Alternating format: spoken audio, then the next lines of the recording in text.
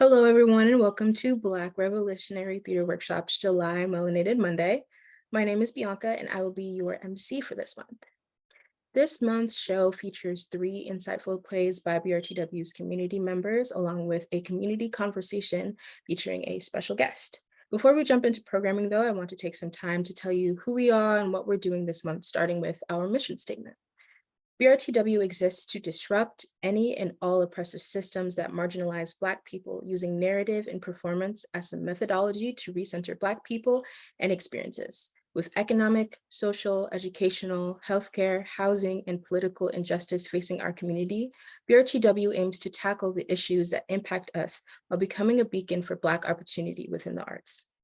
Melanated Mondays are a monthly writing and performance salon highlighting a different theme at the intersection of Black justice and civic engagement. This month's theme is the American Dream. As we know, a highlight of this month in American culture is Independence Day. The traces of red, white, and blue are meant to symbolize independence, hard work, and opportunity. However, for Black people, this symbol often holds a juxtaposed meaning of broken promises and conditional freedoms. This month's theme seeks to explore this juxtaposition. Please note that this month's Melanated Monday features detailed descriptions of racism, death, and police brutality that may be distressing for some people. Please be advised, and most importantly, please take care of yourself. With that, let's jump right into our program. Our first play is The Voice Inside My Head, a monologue by L. Johnson. Some trigger warnings include detailed descriptions of police brutality, depictions of gore and death, strong language, and racial slurs. Stage directions will be read by Ev, and Man in Black will be played by Cyril Manfo. Act 1, Scene 1. The curtain rises. We're in the semi-darkened chapel of St. Benedict's Episcopal Church in Boston's Mattapan neighborhood. On a long flag-draped conference table at the front of the room are several framed pictures of a young Black man. A giant white poster board with various ribbons and other sports memorabilia sits in the center of the table. To the left of the poster, a number of football and basketball trophies stand. The lights in the room flicker. The room goes dark. Out of the darkness, a man in black appears. The lights flicker on, but they're very dim. The man in black looks at all the stuff on the table. He picks up one of the ribbons. He places it back on the table. Good evening, everybody. I know you're wondering what's going on here. Well, the church is having a memorial service. For me. If you're confused, don't worry, I'll explain it all later. But first, let me take a look at these pictures. Man in black picks up one of the framed pictures. This is me in my younger days, when I still had hair. Man in black laughs. He places the picture back on the table. He picks up another picture. This is me when I was in the military. Man, I hated the fucking military. Nothing but a bunch of racist pricks yelling at me all the damn time. Man in black places the picture back on the table. He picks up a trophy. He reads its inscription. First place. 100-yard dash all city track meet in Boston. Man, what a day that was. Christ, I can't believe how fast I was back then. Anyway, like I was saying, for what it's worth, you are here to attend my memorial service. See, last week, while I was out on my morning run, I was shot and killed. By a freaking cop. Now I know you're thinking, what did he do? Or you're probably saying to yourself, oh, he must have done something. But you're wrong. I didn't do nothing. I was out for my run like I do every morning, and this asshole shoots me. For nothing. What surprises me the most about it all is that since I got shot, the shit has gotten crazy as hell. I mean, there's riots all over the place, people marching, demanding justice, doing all kinds of shit in my name. When it first started, I thought it was cool, but now with all the looting and stuff, I don't know. But hey, that's not why I'm here. I'm here because there are a lot of people who think I got what I deserved. Well, I'm here to tell you I didn't deserve that. And then what you saw on TV, on Facebook, or wherever the fuck you saw it, that's not how it went down. And no, I didn't deserve what happened to me. So, to clear shit up once and for all, I'm going to tell you what really went down, and you decide for yourself whether or not I deserve to be shot in the back. Like I said earlier, I was out on my morning run when I saw this cop car drive past me. Hey, I was jogging, minding my own business, so I didn't think anything of it. I mean, I've been doing the same run at the same time every morning for the last 10 years. All the cops in the neighborhood knew me, a lot of them by name, because I joked around with them when I saw them in the Dunkin' Donuts when I went to get my daily shot of espresso. Anyway, when the cop drove past me the second time and started slowing down, I got a little nervous. So I slowed down too. When he saw that, he immediately turned around and flipped on his blues. I watched him leap out of the cruiser, pistol in hand, and I knew the shit was on. Show me your hands, the white cop yelled, his sidearm pointed directly at my face. For some reason, even with the gun in my face, I wasn't afraid. Not at first, anyway. I hadn't done anything wrong, so why should I be afraid? I kept telling myself to relax and it would just be over in a minute, but hard as I tried, I could not relax. How can you relax with a Cox 9mm pointed at your head? Show me your goddamn hands, the policeman screamed a second time. I tried to put up my hands, but I wasn't putting them up fast enough, so he clocked me upside the head with the barrel of his pistol, sent me sprawling to the pavement. Lying there, blood gushing from my head, I was now completely terrified. I had to get away, but I was too scared to run. I knew that if I tried to run and he caught me, he would kill me for sure. So I lay there, on the steaming hot asphalt, his size 13 police boot firmly planted at the base of my skull. I got you now, nigger, he taunted as he ground his boot into my neck. I heard his walkie-talkie go off, and the moment he went to answer it, he raised his foot off my back. That was the break I was looking for. When the voice in my head yelled, "Run!" I leapt off the ground and I took off running. That was the worst mistake in my life. I was a few feet away from him when I heard the shot. And then I felt the flame. Do you know what it feels like to get shot? It feels like someone stabbing you with a red-hot poker over and over and over again. I grabbed my arm and I could feel the warm blood oozing through my fingers. I realized I'd been hit, but I tried not to panic. I knew that if I panicked, it was over. I tried to run faster. That's when I heard the second shot. I think it hit me in the leg, but I can't really remember. Probably because it didn't hurt as bad as the first shot, or maybe I was too scared to feel it. Stop, nigger, stop! I heard him yell. Seconds before the third shot hit me in the lower part of my back, dropping me to the pavement. As I lay there, sprawled on my back in the convenience store parking lot, I could hear the sound of his boots running towards me. I was in excruciating pain. All I could feel was burning. My whole body was on fire. I started getting woozy.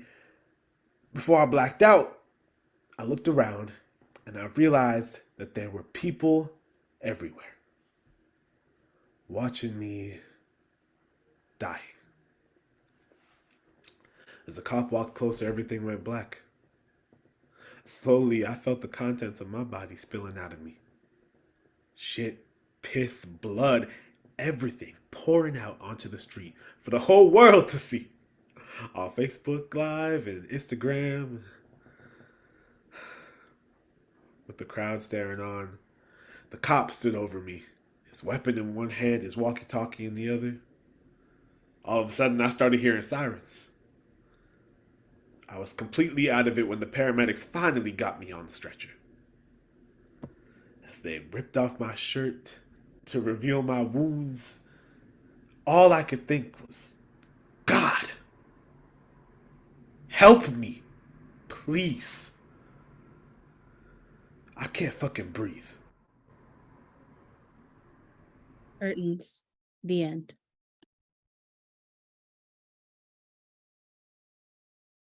Thank you both so much. That was really powerful. We're going to move on to our next play, which is Fractal by H. Harvey. Trigger warnings include strong language and microaggressions by a white partner. For this one, we have Fafa Nutor playing Raquel, CD playing Lila, and Kara being the narrator.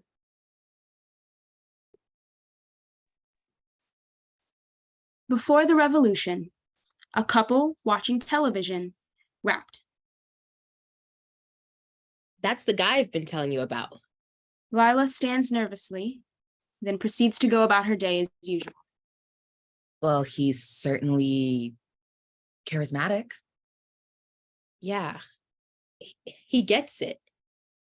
He really, really gets it. Would you like a granola bar? I gave you his book, Remember what Dr. Brenton said? the one with the eye symbol on it. You should eat before your morning coffee. What did you think? He said you needed fiber in the mornings. Fiber? And protein breakfast, Cal. It's the most important meal of the day. This isn't a normal day. Yes, it is. Lila, I'm going to Brooklyn tonight. Don't be silly. It's been a tense couple of years, but I'll call Donna and Greg over and we can order a pizza and we'll get a phone bank going. And Can't keep trying the same things over and over. It's literally insanity. we will agitate to your heart's content. How many times have we emailed those petitions Okay, everyone can appreciate your passion for these causes. and voted for the lesser evils? This kind of talk might scare the neighbors. And stood outside in the freezing cold. Come on, it's not like your radical ideas have been exactly welcome around the water cooler. Fuck them. Kel, there's a line, and you don't always seem too clear on where it is, but whatever's happening in Brooklyn tonight is on the other side of it. It's like Colton said, we can't keep playing by their rules. This whole spectacle isn't for us. Those people are going to get arrested. Yeah, that might be how it starts.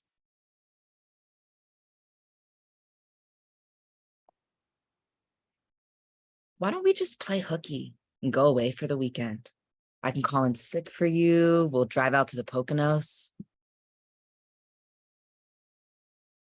The revolution is practically on your doorstep, and you want to run away to the Poconos? I'm sorry, do you hear yourself? The revolution. People like my father and your boss and our neighbors will be afraid tonight. Of course I want to run away. People like your father and my boss and our neighbors are exactly why we're in this mess. So now you'll do what? Run to Brooklyn and fight the man? You could join me. Do you remember when we bought this house together? How people were staring at us? I remember. The eggings and when they keyed our car. Lila, They hated us, and those people hate me. they don't hate you. They hate white people. They hate white supremacy. So do I. So do you. This isn't the time for semantics. They are talking about violence, like real life knife and guns violence. And you're waxing rhapsodic about the man with his finger on the trigger. So it's violence when it's about Black people. But whatever the cops were going to do to the kids who egged our house wasn't going to be violent? That is not the same thing. You're right. It's not the same thing. Because we can wash the vandalism off our house, and no one will ask any questions about the nice white lady inside. But what about the scary Black one? That's not fair. They think I'm your fucking roommate. We agree that it would be better to. No, you agreed you could get away with a white girlfriend or a Black friend, and we both know why. Because we are not the same. But tonight is my chance. Are you serious? You went to college, you traveled, you got married. We own a house and a fucking Subaru. There are white people who have suffered more. Fuck you. No, seriously, my family came here with nothing and built a chance for themselves and for their children. They made a way, and your family did the same, and here we are, accomplished. What is actually so bad that would justify this nonsense? Your family came here with nothing? Not a few generations of contacts established here. Not a common language. Not a family business and a family home ready-made for them. Because last time I checked, my family's coming to America story started without any of that shit. White people have built this country into a system that gives you so many benefits. You think it's the same thing as starting with nothing. But when there are too many Black people around, you just pull the strings and move us out of the way. Onto plantations, in prisons, in ghettos or graves. And then you judge us for not having the same polish when we finally get where you are. The history of Black skin in America is moving from white use to white disposal. I'm not waiting around to be thrown away. I'm going tonight to put power in Black hands. You're going to lose. I know. A moment. Raquel stands and leaves. Lila stands, throws the nearest object against the wall, crumples. Beat. She takes out her phone. Hey, Daddy. I need to come home. End. Thank you all so much. We're going to move on to our last play for today, which is Counterproductive by Tim Craig. Trigger warnings include strong language, use of racial slurs, and depictions of humiliating and/or racist acts. Stage directions will be read by Ev. Shauna will be played by Sidi. Richard will be played by Ayuba. Mr. Carey will be played by Tim, and Wanda will be played by myself.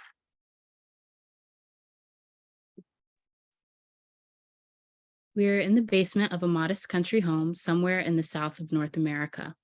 A poster on the wall that reads, "Wake up, Jim Crow is dead," right next to a poster of James Brown. Lights up on two young students on stage. We notice Wanda pacing back and forth with a cigar in her mouth. And remember, they want you to lose your cool. Everything that they will do to you will be an effort to agitate and make you angry. Is that understood? What book you reading? You talking to me? Looking around. Yeah. What book are you reading? Oh, Naked Lunch. Burroughs. Yeah. Yeah, that's a good one. He surely got into a lot of trouble with that one. Yeah, the best ones usually do. They want to give you their anger. Our message is not one of violence. It is one of vigilance. What about you? Nausea by Jean-Paul Sartre. Paul Sartre. Yeah, there surely is an elephant in the room.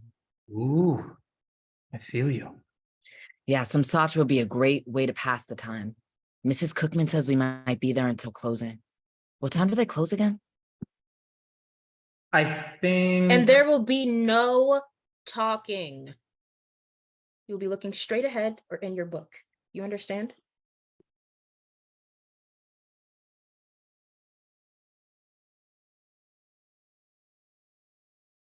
I think... Damn, you think. I got to turn in this anthropology essay on Monday, and I haven't even started thinking about it. Maybe tomorrow you can grab a cup of black coffee and crank it out of the counter. Bigotry has always ridden on the wheels of violence. Yeah. I don't know what's going to happen tomorrow, but I'm looking forward to getting it over with. At this moment, we hear someone coming down the stairs into the basement. It is Gordon Carey, a well-dressed middle-aged man carrying a carton of eggs and a gallon of milk. His sleeves are rolled up. I hope those eggs is for the mushroom omelet you're about to make. Boy, you know these eggs is directly for your hard-ass head. Is it that time? Is this really necessary today? I just got my tips done last week, and I was really trying to hold on to them. Mr. Carey pulls out the milk and eggs and sets them on the table. Now remember, if you get dragged down to municipal, Lewis is going to be down in the corridor waiting. Don't say shit. Do you hear me? I said, do you hear me? We hear you. Hear you. Let's get started. Shauna, do you want to start this evening? Sure, Miss Wanda. Who are you? Shauna rises from her seat. I am Shauna Robertson. I am a history student at the North Carolina A&T University. My mother is Rose Robertson and my father is Sean Robertson. I am a highly capable individual. I will be changing the laws and the proceedings of this country. I like walks in the park. My favorite movie is Lilies of the Field, and I love spending my time with my niece on Sunday afternoons. I ask, is this America? What do you ask? I ask, is this America? Is this America the land of the free and the home of the brave, where we are threatened daily just because we want to live as decent, just human beings in America? I ask for a cup of coffee. You smell just like another cotton-picking nigger that made this way this side of Jackson Street. What the hell are you doing here? Get! I ask for a cup of coffee. You goddamn nigger. You guys are always up to no good. You're always the one stirring the pot and causing all of this commotion. Wanda pushes Shauna off her seat. You can sit here and try to make a point as long as you remember where you are and know that God is for white people. You hear me? Would you like some milk with your coffee? Wanda slowly pours milk on Shauna's head. We, the people of the United States, in order to form a more perfect union, establish justice, ensure domestic tranquility, provide for the common defense and promote the general welfare, and secure the blessings of liberty. To ourselves and our posterity do ordain and establish this Constitution for the United States Got of a smart little nigga here. Tell me, since you're so smart, sugar, would you like a couple of eggs to go with that coffee? Mr. Carey smashes an egg on Shauna's head. I do believe this to be a little porch monkey. Are you a little porch monkey, little nigga? Wanda squeezes a ketchup bottle on Richard's head. I am Richard Montgomery, son of Louise and Paul Montgomery. I'm a sophomore at the North Carolina A&T University, and I'm on search to reveal that which is higher than law or religion. Mr. Carey spits in Richard's face. Richard responds in a hostile way, grabbing Mr. Carey's shirt. It's bound to happen, okay? If it happens, you just grab a napkin and you wipe it off. You stay on that stool. Now, we don't know what's going to happen tomorrow, but we must be prepared for anything. We all feel this building and it's inevitable. There will be photographers and news crews out there tomorrow, so we can't give any reason for any further convictions. Do you understand? Understood. Understood. Can you put the cigar out now, Miss Wanda? Sure, baby. After I hear the words from both of you, We get it, Miss Wanda, we really do. then let me hear you say it together. The Legal redress, the civil rights redress are far too slow for the demands of our time. This is a break with With the the accepted traditions of change, of legislation and the courts, it is the use of a dramatic act. Ukraine redress. Lights out. Awesome. Thank you so much to my actors. I think this was a really powerful set that we had today. We're going to move into our community conversation. Our guest speaker isn't here yet, so we're going to take a second to take a little break until they get here. Thank you so much, guys. All Love all right, these so familiar we are faces. back. I know. Oh, Whole gang. We are back from our short break. Welcome, D-Way. Thank you so much for being here today. thank you for inviting me. I was like so shocked by the offer, but feel very honored. So yeah. Of course, you are sick, so we are very glad to have you. I'm just gonna start with your little bio here, and then we'll jump right in. D-Way is a 22-year-old multi-hyphenated creative that focuses on performance and education. They are a Cleveland native and second child to a Jamaican immigrant and Haitian Bocanite. D-Way graduated from Oberlin College in 2022 with a BA in theater and a minor in Africana Studies. By day, they are a teaching artist and site coordinator at Cleveland Public Theater. By night, D-Way writes poems to their future self, whispers regrets to the full moon, collages dreams and memories, jams out on the mic in their band, BS, and makes hand-picked bouquets for their loved ones. D-Way, was there anything that you wanted to add in your little introduction of yourself? No, I'm a lover and a fighter and a Yes. Leo. And yeah, I think that's about it. Awesome. So we're just gonna jump right in. So in your bio, you mentioned you are of Jamaican and Haitian descent. Can you talk to us a little bit about how your family's background has shaped your view of the American dream and how that has shaped who you are as an artist? Yeah. So my grandmother came here from Rome. She actually immigrated from Haiti to Rome to become a nun, and then was a nanny and was nannying a young girl and decided I want to have a daughter. And so she came to New York City and had one daughter. And she really manifested that for herself. And it's really wild to think about.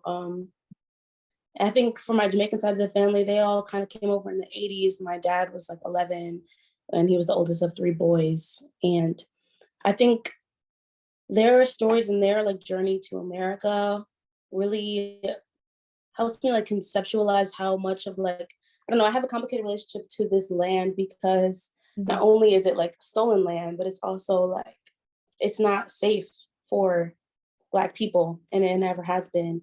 But understanding that my family chose to come here and chose to be here because it was the best option for them has really shaped my understanding of the American dream and of America in general, and always having this paradoxical relationship to it.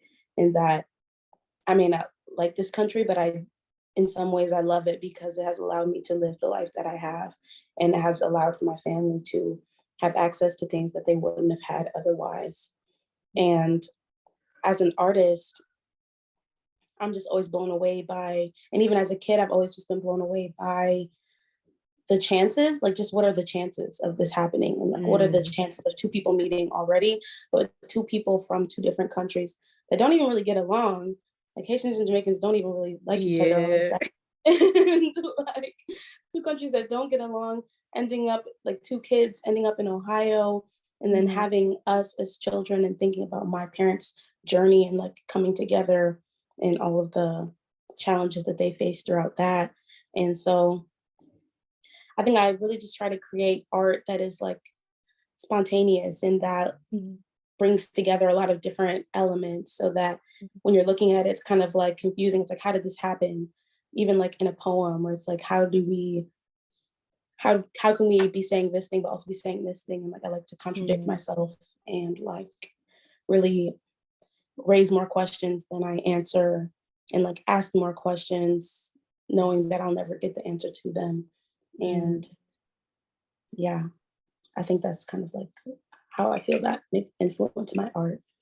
Yeah, that's really beautiful. I really love the parallels that you mentioned, just in that little spiel, and also just I feel like your story really has this really strong sense of legacy within that entire just journey of 2 different islands, which is really beautiful. So thank you. I guess my next question is, obviously your work doesn't just center, injustices and how shit it is to be Black in America, but and actually actively decentering that injustice is in and of itself revolutionary. You also mentioned that really beautifully in your poetry, this introspective tone that you take. You mentioned that you writing poems to yourself and whispering regrets to the full moon. Can you expand on some of those themes? And is there anything or any theme in particular that you enjoy exploring in your work? Yeah, I think the main theme I explore is love. And I think I've been exploring the theme of love before I really ever experienced any type of romantic love, even as in high school, just as a kid, thinking about the ways that love is this all-consuming thing, like, and trying to transcend love from just like a romantic sense into like a, a love for yourself and a love for spirit and a love for chance and growth and like love for all things. Wait, what was the first part of the question? Sorry, I just like got off in my head. Yeah, no worries. I was following you though. I was like, yes, no. love, like where we're going with it. Yeah, just Oh themes God, that you yeah. like exploring. All of Themes. them. Yeah, themes I like to explore. I do love like irreverence because I was raised very Christian. And so I think that the concept of God and like the millions of concepts that are out there and like trying to navigate what God is and what God means to me and like inviting room for that in my work and allowing for that to flow through me, especially being raised like Pentecostal. And that is something that has a very heavy emphasis on spirit and on like catching the Holy Ghost and like witnessing that as a child. And so like I try to welcome that energy into my writing so that like there's how do I say this? There's space for like not just like me. And so sometimes there are things that we've written down and it's like I don't even know really what I'm saying or like what this really means right now. It's like almost a different language. And then to revisit it later and be like, "Ooh, I was eating like low key, like I did not know what I was talking about. I did not know what was being said when I wrote it, but reading it now." And so I think that's kind of where the idea of like writing poems to my future self comes from, because sometimes like I don't always resonate with what I'm writing in the moment, but then I'll look back at it a couple years later and like really, it makes a lot more sense to me in the present than when it did when I was first writing it. Or it makes a different sense, a different kind of sense, or I didn't see the fuller picture initially and then I did later. And yeah, I think that also just connects to like legacy, like you were saying, of like, I know my grandparents didn't see the fuller picture. And like now we are a larger scope of that, like this new generation are a larger scope of that picture and like living in that and respecting that as well. While also doing my own shit, like not having to like live up to their expectations of what they maybe thought was going to happen. Yeah, I love that. Just like bringing it back to the theme a little bit. Like I love that story because I feel like you have a really beautiful connection of almost like self-love, but like constantly being in conversation with yourself of like revisiting old works, and just that legacy theme as we've been talking about. Just like I think that's so powerful just because like a lot of the occurrences within America has just really been so hell-bent on like keeping Black people down and ensuring that like we don't have a legacy, that we don't have like multiple generations that like continue on, but like you actively pursuing that within your work and, you know, paying homage to your family, but also like paving your own way is really beautiful and kind of going against that. I love that. Then my last question is just delving a little bit deeper into your visual arts specifically. You are a visual artist. You mentioned being multi-hyphenated. And some of the pieces that I've seen, you like really have this interesting mix of materials where you use paint, but you also use things like rose petals or just chains. And what has drawn you to kind of have this really interesting intermingling of materials? And also, how long have you been exploring the visual arts? What's your journey like with that? My journey as an artist, like, I think that everyone is an artist. And so I always get surprised when people are like, "Oh, I don't do stuff like that." I'm like, I don't even believe you. Like, I think that art is one of those things that like transcends like traditional norms. Like, you be doodling in your notebook during class. It's like, okay, you're an artist. Or like, you make up a little song while you're cooking breakfast. Like, okay, you're an artist. Like, and so my journey as an artist has been like, I don't know, I feel like I've always been an artist. I've always made things, whether it's like mud pies with my friends or like creating entire drama sagas with the dolls you're playing with a kid, or like the nice plating that you do from food competitions with things you find outside. And just being in art class, like as a child, and like it being the highlight of my day, being able to create something. And I think with my art today, like I really just try to see the art in everything. And so when I am creating a piece, I kind of just like see what is around me and then try to put all of the things that are around me on it. So like for example, with the image I shared with you with the flower petals, like I was just having an art day with my friend, and then there was like roses there. So like now the roses are a part of this experience, and they get to like live on forever through this on this canvas. And I was making some art, and it's just like going around my room, like I was packing up my little like art bin. My art bin is right next to me, and then I was just like gathering other things around my room that I wanted to be on the canvas. Like, oh, here's an old necklace that I don't wear. Like, can I incorporate that into the piece? Like, here's some stickers that I don't want to put on anything, but I want to keep them and not just keep them in a drawer. And like, I love wire because wire is just like fun and it's like malleable. And like, I also just love when things are tangible and like you can interact with them, and like 3D experiences. Like, I don't think anything should be like flat in its presentation, whether that is a visual art piece or like even like poems should be like reaching out to you, and like your work as an actor should be is 3D and like is reaching out to the audience, and it's like it invites that call and response. It invites again an environment of call and response where it's like, okay, this isn't just here for me to look at. Like maybe I can also touch it. Like, oh, I broke it. Oh shit. But then like whatever you broke is now a part of it forever. And like, Right. And so that's kind of like where that comes from, of just like not wanting things to fall flat in any way, and just always wanting it to be like there's room for like the ebb and flow from the creator to the piece to the audience, and then back again. I think that's why I kind of like to make pieces that are but also like I don't share a lot of my artwork, which is also why I was surprised you asked, because I don't share a lot of things. Even like as a poet, like I write poems, but unless I'm like in a specific space where it's like, okay, time to perform a poem, like I'm not super inclined to like share things like even on like social media and stuff like that. So this is like inspiring me to be more open to that, and to share a little bit more. So thank you, Bianca, because I will be sharing some things, and I'll have like actual things to plug, and there will actually be things on there so that you can actually see what's going on. I'm not just making this shit up. So, No, yeah, I love that. It's so funny that you mentioned that, because I thought it was just like a me thing. It definitely was like sitting and like, I don't know what to ask you, because like I know that they're like this really profound poet. Like I've seen you so many times like perform in like soul sessions, and I've seen some of like the shows that you've been in back at Oberlin. But yeah, I was really sitting here like I don't really know what D-Way's like voice is particularly.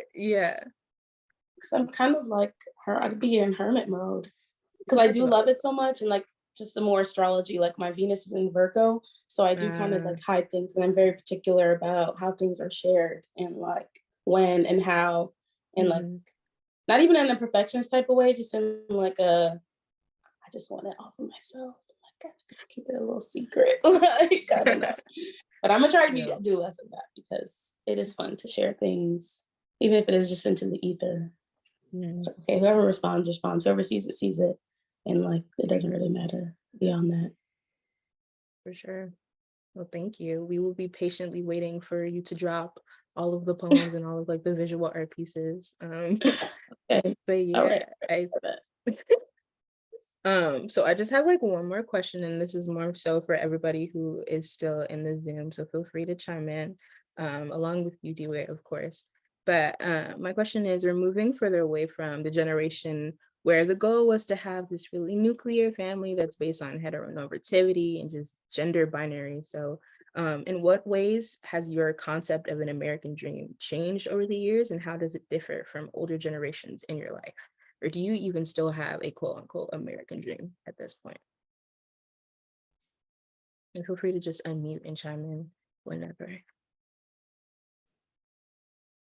Me personally, like I don't ascribe to the idea of the American dream, which is also why I was like feeling nervous about doing something about the American dream. Because I'm like, I don't know how work really connects to that, aside from like, you know, my family coming here. Like there's a lot of things that their connections can be made. But I don't know, like I don't ascribe to this nation even as something that is particularly mine. So it's just like I just got the D-Wade dream, and like there's bits Yes. of all of my family and all the people that I love that influenced that dream. But like I don't know, it's hard because I don't ascribe to the idea of the American dream. I don't think it was something that was created for me, and it's not something that I feel particularly inclined to reclaim for myself. Like, Mhm. if that makes sense. Yeah, I hear that. Yeah, I think personally for me, I feel like very similarly of like I don't really ascribe to the American dream at all. Actually, like I find myself more so trying to, because I'm Haitian as well. But I Mhm. find myself trying to hold on more so to traditions and values like from the island that like my grandmother and my mom have like upheld within my life, like making sure the food stays in the family and like using all the Mhm. same seasonings, or like passing on like stupid um like folklore or just superstition that we know isn't true probably, but like holds some remnants of like our legacies, our families. So I want to like Right. pass them on to my kids someday. So yeah, I think I've come at it from that sort of lens. Mm. And to add on to what both of you guys were saying, I think it's interesting because I've been thinking about this as well, like specifically in the context of America, like all of us being artists, like generation, second generation, like American blanks, and trying to Mm. figure out like who we are and what our stories mean in a like an ever-changing like America. Like I've been wanting to Mhm. as I wanted to for as long as I can remember. And I've always had like a very specific goal modeled, but like, especially since I want to become like an actor in America. But seeing everything that's been happening all the way down to the writer's strike, the actor's strike, and me graduating like next year, like so much is changing as to like what it means to be an artist like in America. And I see like I think it's interesting like us leading this new wave and seeing how it'll scaffold over to the rest of the world as it naturally does. So I also agree, like my family, my roots are like West African, and I find it hard to like grapple with like my history and like trying to figure out where I am in America. But I think we're even with seeing all the people here, we're like we're entering a very interesting time. And I'm excited for the new narratives that come. Mm. Ever changing America. I like that turn of Mm. phrase because it's very, very accurate. Mhm. Yeah, not to jump in and be like, "What's the American dream?" But like, what's the American like?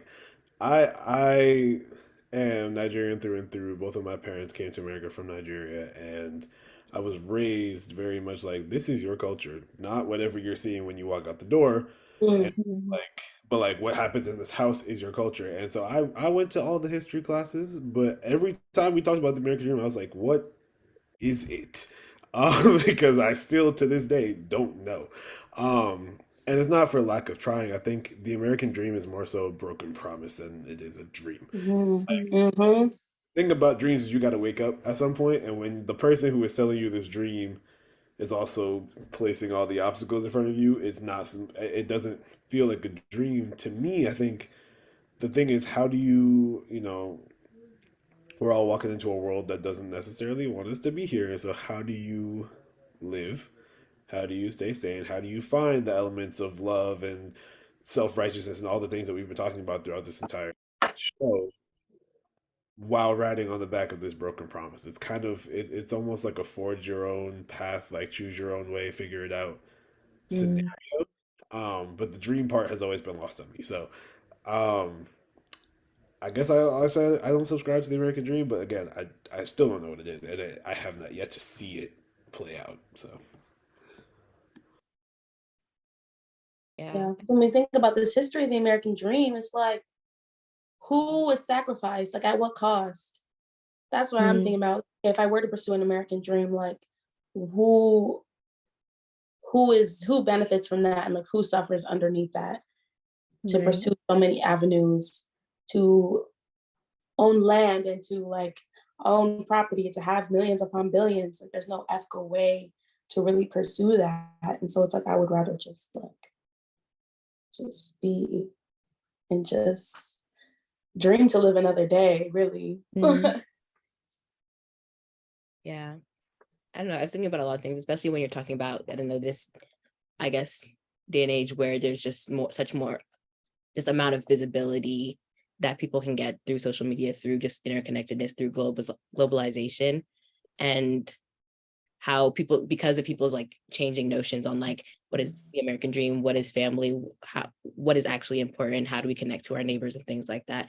I don't know. I always get really excited when I see people kind of changing their definitions on that. I feel like especially because also children of immigrants and relating to those who are in similar I guess positions that I'm in, and being like, oh, we could have different thoughts than maybe our parents did, or we can have different thoughts than others in our communities. We can also expand and be more expansive. And I think that's really been wonderful to see. And I think that kind of connects to my, I guess, thinking about the American dream, or what does that actually mean to me? Because I think when I think of that, I think from a young age, I was like, oh, it's just white supremacy. I think that's for me what it is. Dream is just white supremacy. It is white picket fence, to hoard everyone out, to create borders. Like it just is white supremacy. You know, it's like the tenets of it all through and through, to pull yourself up by your bootstraps, but that means knocking anyone down, to just be engaged in capitalism at any cost, especially the cost of the earth. Like there's just so many things, right? It just, that's what it screamed to me. It was just things for white people to engage with and not for me. But I think, I don't know, maybe learning and expanding, and like learning from different Black artists and Black authors who are pushing people to think, what can this land be? Not necessarily America, because, you know, if who knows if this place will end up just staying America. The name might change, you know?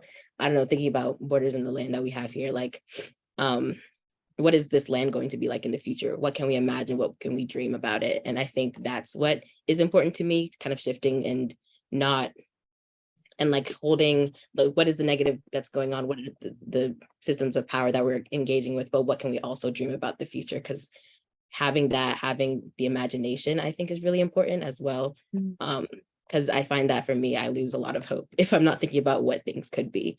And talking to those who their American dream is just like, guys, get money, like get your bag, work in whatever industry, get your money. It's okay, just get your money. People like, you know, family members I've talked to and stuff like that. It's a great way to push back and be like, well, what if we didn't have to deal with money? What if there are different ways of engaging? What if, you know, money wasn't used like that, or the concept doesn't have to exist? Like having, I don't know, deconstructing and thinking about things like, what if something else is different, you know? That's something that's really spurred me on. One really quick thing I would like to add, because that was such a great point. This reminded me of something I've been reading about, because I was thinking of adding it to my thesis, but it was about the concept of Afro-surrealism and Afro-futurism, especially because we've been seeing like a resurgence on the last couple of years. But when you were talking, remind me of this quote I was reading, and it was talking about like how the concepts like takes America as a foundation, but like entertains like a future that could be.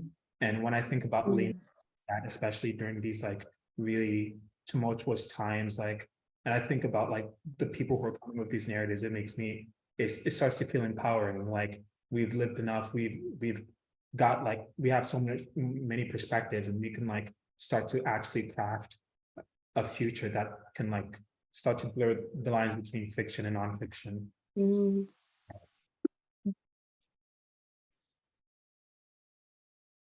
It's beautiful. Really great ideas and very fruitful conversation, I feel like, was had just then. So thank you all so much for sharing and being a part of the conversation.